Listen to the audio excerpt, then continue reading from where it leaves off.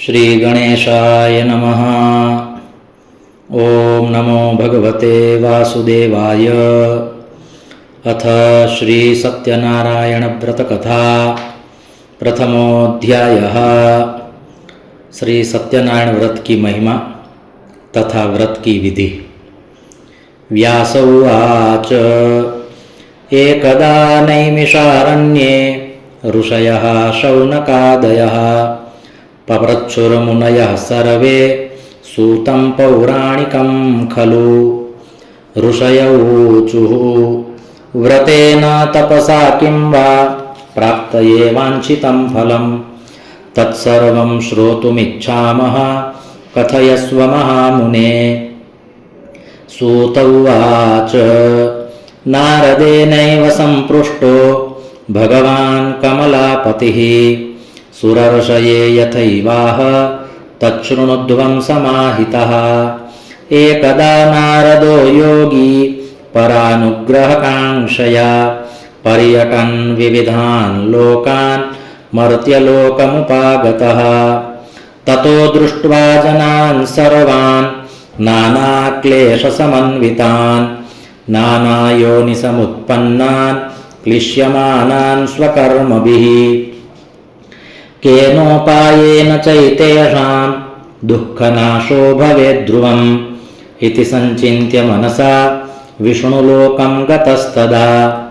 तत्र नारायणं देवं शुक्लवर्णं चतुर्भुजं शङ्खचक्रगदा पद्मवनमाला विभूषितं दृष्ट्वा तं देवदेवेशं स्तोतुं समुपचक्रमे।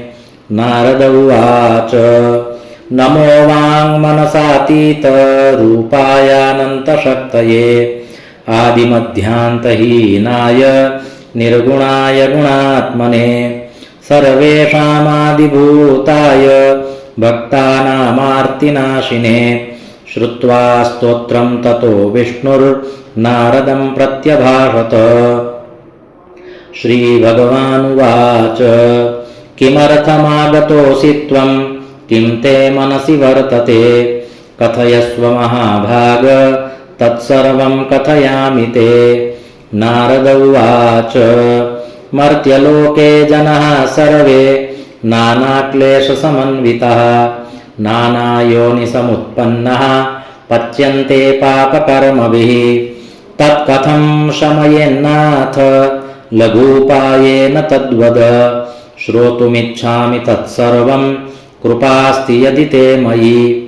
श्रीभगवानुवाच साधु पृष्टं त्वया वत्स लोकानुग्रहकाङ्क्षया यत्कृत्वा मुच्यते मोहात् तच्छृणुष्व वदामि ते। व्रतमस्ति महत्पुण्यं स्वर्गे मर्त्ये च दुर्लभं तव स्नेहान्मया वत्स प्रकाशः क्रियतेऽधुना। सत्यनारायणस्यैव व्रतं सम्यग्विधानतः कृत्वा सद्यः सुखं भुक्त्वा परत्र मोक्षमाप्नुयात्।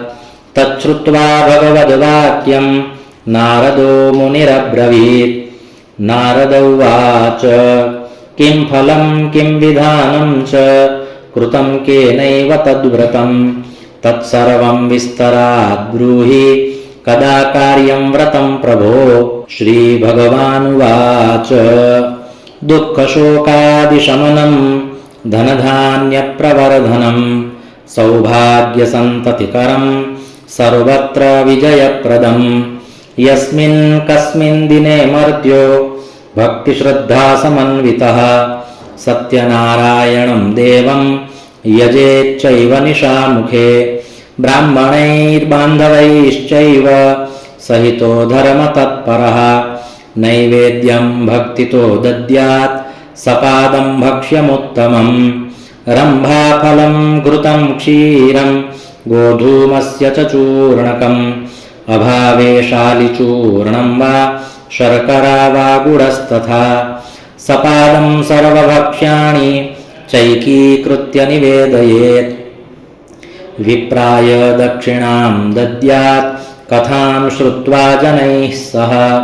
ततश्च बन्धुभिः सार्धं विप्रांश्च प्रतिभोजयेत् प्रसादं भक्षयेद् भक्त्या नृत्यगीतादिकं चरेत् ततश्च स्वगृहं गच्छेत् सत्यनारायणं स्मरन् एवं कृते मनुष्याणां वाञ्छासिद्धिर्भवेत् ध्रुवम् विशेषतः कलियुगे लघूपायोऽस्ति भूतले। जय जय श्री स्कंदपुराणे रेवाखण्डे श्री सत्यनारायण व्रतकथायां प्रथमोऽध्यायः। श्री सत्यनारायण भगवान की जय।